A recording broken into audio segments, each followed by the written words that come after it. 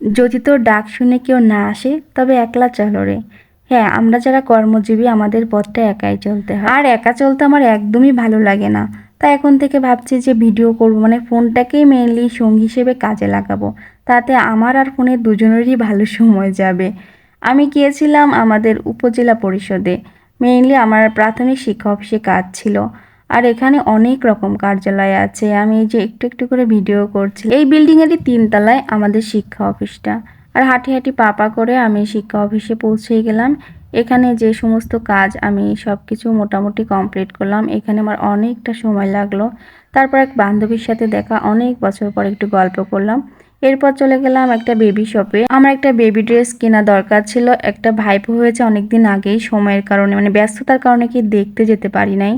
অবশেষে গেলাম, আমার ভাইপোর মুখটা দেখে এটা দিলাম, এত কিউট একটা বেবি। তারপর কি কিছু ফলমূল কিনলাম, একটা ফেস ওয়াশ আর একটা বই কিনলাম একটা বাবুকে দিব বলে। আর তারপরে এই যে বাসায় ফিরলাম। ভালো থাকবেন, টাটা।